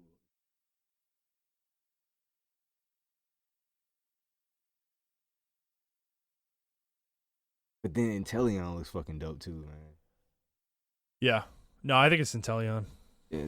You think it's Inteleon? Oh, for sure. It's like not even close. Really? Yeah. Dude. Yeah, no, Inteleon is so cool looking. Man. I don't know, man. I'm gonna give it to Score Bunny just because of reboot. Yeah, I was right, by the way. He turns into Grass Ghost in his final form. What? When he's grass flying the first two. That's so weird. What a terrible Pokemon. Yeah, terrible Pokemon. Oh my god. I mean, he looks like a Hoot Hoot. Yes, thank you. Like what? Like, come on. There's no originality in that, and I love Hoot's design. Actually, by the way. Yeah, and even the fire one, Litten, looks like a fucking the Lipard, whatever that Pokemon's like Purloin. Yeah, it looks like a Purloin but fire. Like, hey man, Incineroar looks really dope though. I like Incineroar. He looks really dope. Whatever, screw that gen. Okay, you gotta cut this off. Yeah. All right. Anyways, guys, we recommend Pokemon Sword and Shield if you like Pokemon. As I said, I give it an 8.5. Montrell's not done with the game yet. I'm sure he'll have more thoughts as he plays it some more. He's going to be playing it a bit more next week because he will be out of town. So, all right, let's move into the news. There's not much going on, so there isn't. We'll get through this pretty quick, probably. So, first story: there was another Kingdom Hearts musical concert that happened, and per Square Enix's normal kind of way about doing these, they usually Sora. Go Sora.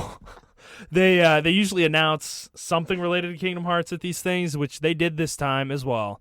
The Kingdom Hearts 3 DLC Remind, they put some details out there about it. So they did not give a release date, but they did say that it is going to be coming with a bunch of new modes. It is going to be coming with photo mode, slideshow mode, fast pass mode, and something called black code. So I'm going to quote an article here. I quote, photo mode allows you to pose any of the game's protagonists and even antagonists in your chosen setting with props and background effects. Example props include a giant pancake, sparkles, a dusk, and dream eaters. Yeah, because that's definitely what I asked for, guys. Yep. Quote, slideshow mode lets you take the photos you've created and add background music, transitions, zooms, and create a slideshow. Ugh, I can already see the cringy shit coming from this. Fast pass mode and black code allow you to change difficulty settings. There were too many potential settings, but fast pass mode lets you essentially one-shot kill enemies and had at least a 7 attraction/spells stacked up above the combat menu. Do they know the complaint was the game was too easy, right? Well, so black code is actually the opposite, where you can make Sora's health like 1 hit point, so you basically can't get hit. It also apparently will not allow you to use items or not allow you to heal yourself as well. You can set that setting, so it seems like they're letting you do whatever you want with the difficulty with this. They did not mention any story details. They did say a trailer is coming next month. So I guess, I really don't care about this beyond the fact that a trailer is coming next month. I don't even know if I care about the trailer, but I don't care. Can you get yourself excited for this? No, let's just move on. We're going to be a year past the game's release before this comes out. Yeah, I don't care. I legitimately don't care about this game. They didn't say anything Come about. on, Montrell. I know you can't wait for people to play this and be like, God, it fixes all the problems with the game. Yeah, they didn't even mention none of. They didn't mention none of that shit. Oh, the story's so good now. Yeah. You can't wait for that, right? Man. You can't wait for that, right? That giant pancake that you can take. The sprinkles you can put on Axel's head. Man, can't wait for that. Can't wait for that time shift at the end of the game when you die and you see a giant pancake. They're not revive you. They're not gonna fix that, dude. That's the part they need to fix. They're not gonna fix that. Are they gonna take the part out where all the mobile players come to save you? Oh my god, that was terrible. It's such. It was such an Avengers moment. Montrell, we have to get off this. Like we're so mean to this game. I can't. I hate it. People have the fucking gall to say this is game of the year. No, get out. Yes, get out. Kick yourself out. Get out. It was a post. You're done. Get out. It was a post that DualShocks did, and they're like, "Oh, what's your game of the year or whatever?" And then they mentioned like a whole bunch of games this year. And they skipped over Kingdom Hearts. And people in the fucking comments was like, what about Kingdom Hearts 3? What about Kingdom Hearts 3? And I'm just like... I would have replied and been like, what about Kingdom Hearts 3? They did. They was like, what about Kingdom Hearts 3? And they got downvoted so many times. Like, people... Fanboys. Go okay. away. Kingdom Hearts 3 sucks. Moving on. No. The name of our group chat on Google Hangouts is Redacted 3. Need not be mentioned. So we don't even say the name because we all hate that game. I'm glad we all can agree, at least amongst the people we know. All right, moving on to a 3 that might actually be good. We talked about last week Resident Evil 3 had been rumored. Well, it looks like this is confirmed. There was a leak. The PlayStation Store accidentally put up a store page for Resident Evil 3 Remake. Fuck. I know Capcom's pissed right now. And I assume an official announcement is going to be coming quite soon as a result. They have to. So for those of you who are looking forward to that, it looks like it's coming. Dude, it's coming next year, probably. I imagine. They are turning out these games fast. That's crazy. Yeah, that's crazy. Capcom's big, though. But they must have already anticipated that 2 was going to be really good. I think they had to have been working on this before 2 was even out. Yeah. Right? Like, they that's what I'm saying. They're big. I'm sure they have multiple development teams. Yeah, I think they were working on it, and then they were like, oh, 2's doing really good. And if they didn't like it, because Capcom is known for canceling development. Right, so they could have canceled it. Yeah. Right? Yeah. So yeah, if you're looking forward to that, be excited. As Square Enix once famously said. All right, next story. This one's kind of unfortunate. So this actually was news to me. This just came out a few hours ago as of time of recording, but the Firewatch developer, Campo Santo, they have been working on a game called In the Valley of Gods, which is not. It's a different game. They're the ones who made Firewatch. You played that? Did you ever play that game? Yeah, I played that game. Okay. They have been working on In the Valley of Gods. Apparently, they had been acquired by Valve last year, and I was not aware of this. But apparently, this game In the Valley of Gods was supposed to be coming out this year. There was a trailer a couple of years ago that dated it for 2019. Well, it is basically the end of 2019, and we've seen hide nor hair of this game. So the developers were asked about it, and basically they confirmed that Valve has moved them on to Half-Life Alyx. They're not making this game anymore right now. The game's basically on indefinite hold while they're working on Half-Life Alyx. And Yikes. This is really like kind of messed up, dude, because these developers, like, first of all, why did Valve acquire these guys? That's what I'm saying. What was even the point of acquiring this studio? They're probably not very big. Like, I would wager 10 people at most. Valve is weird as fuck. They are super weird. Like, Firewatch was a good game. I liked it, but what about that game screamed, we need to buy this studio? You know? Like, and then to take these guys while they're working on another game, which they've probably been working on for 2+ years, and then decide, oh, you're not working on that game anymore. We need you on Half-Life Alyx. And, like, the developers don't seem to care either. They're like, yeah, our expertise was actually really relevant on Half-Life Alyx, so that's what we're working on right now. Like, it's like, I don't know. This is a really unfortunate situation because a lot of people are highly anticipating this game from them, you know? I just don't know. I don't know what the point of this is. If you need developer help, like, hire more people. I am dumb. Like, I don't I don't even know what to say. Like, what is Valve doing? Right. I don't know. Unless Half-Life Alyx is if they have something else coming in the pipe work for it besides VR, like maybe it is secretly Half-Life 3 or some shit. Like, I don't know. Like, Valve is such a weird company, bro. They are. I mean, this seems like well, this seems shitty. This is like almost like EA, like acquiring somebody and basically telling them, okay, the game you were working on that everybody's excited about, the reason we acquired you is you're not working on that anymore. We're gonna put you on a Star Wars game. You know, like what is their like motive? That's this feels like. This feels like big bad publisher coming in and ruining a indie studio. You know, like, but this is Valve. You know, it honestly, it doesn't even feel like that. It feels like it just feels like such a weird move. Like if I was EA or whoever my direct competitor is, they're just weird, right? Because like you gotta look at Epic too, right? And they're probably looking at this shit like, what? Like they're confused, like, right? I don't know, man. Like Valve is like that one anime character has a fucking weird ass stance move that the main character, even the villain, can't figure out. Yeah, he's like, I don't understand where he gets his moves from. I mean, nobody understands Valve, dude. I mean, they like famously are a studio that does not make sense. Well, no, they don't have teams per se. Like they don't have a Half-Life team. They don't have a team developing a specific game. You're right. They let their employees work on whatever they want to work on, basically. And they have that luxury because of Steam. And obviously, I think they do have a Dota team, but and they probably have a team that, you know, works on Steam too. But the rest of them are just like, it's just like a hyper creative company, but they don't make anything.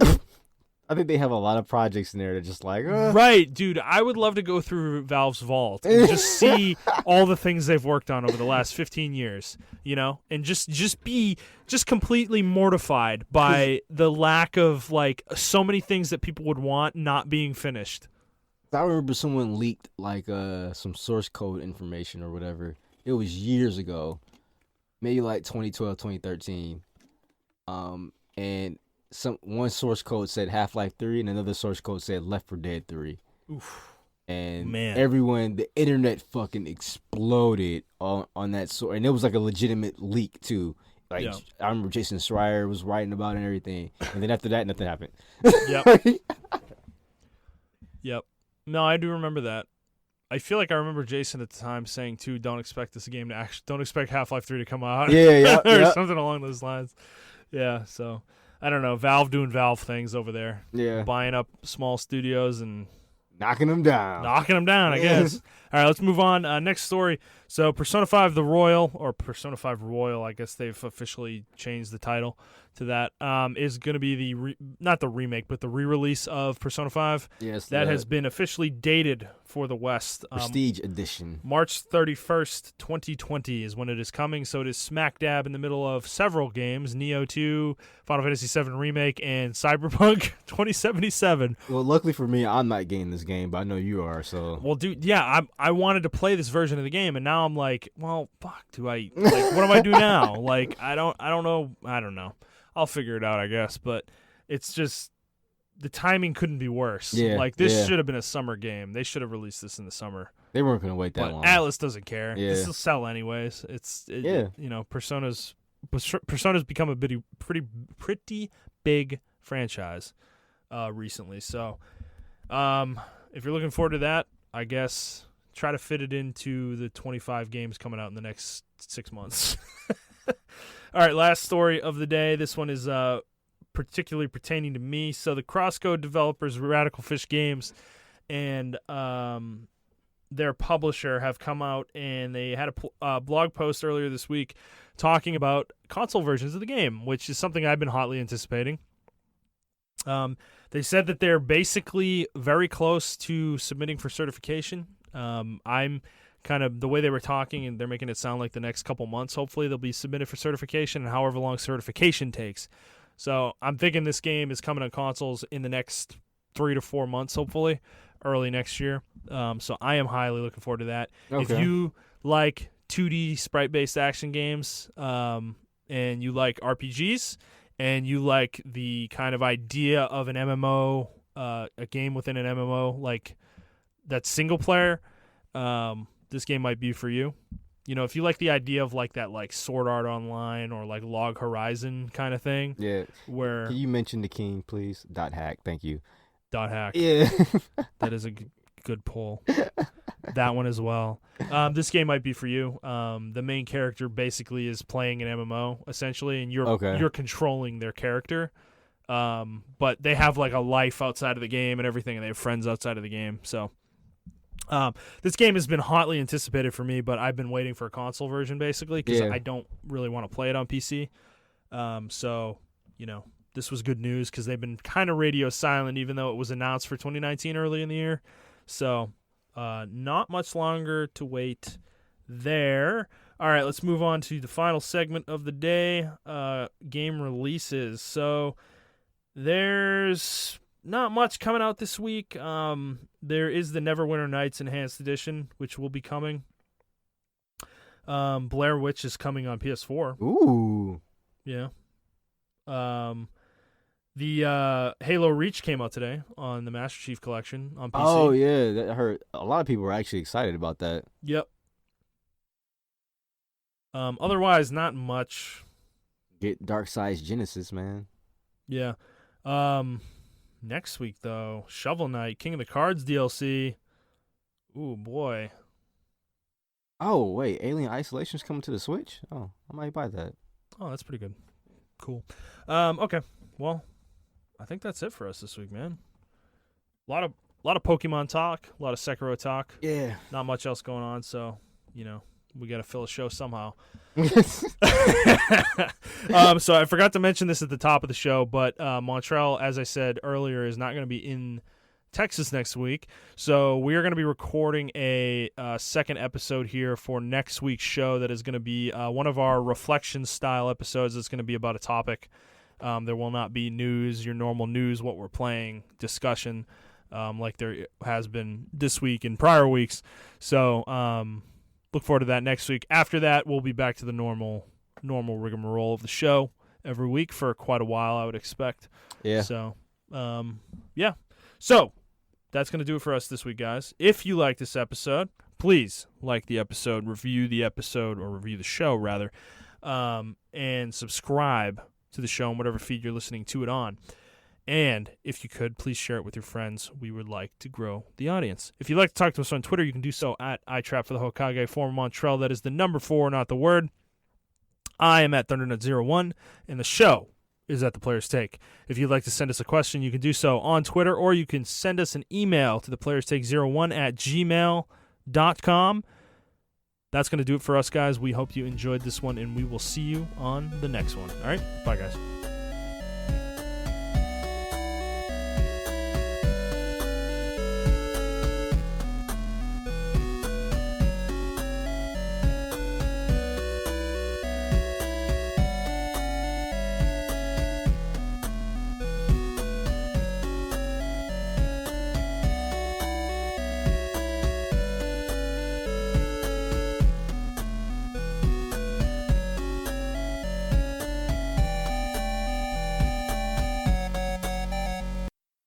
Right, going.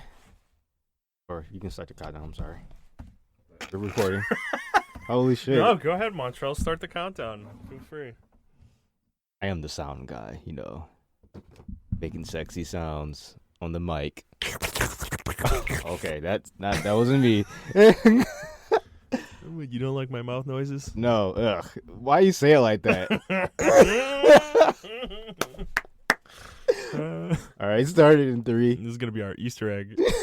Oh my God. Started in 3, 2, 1.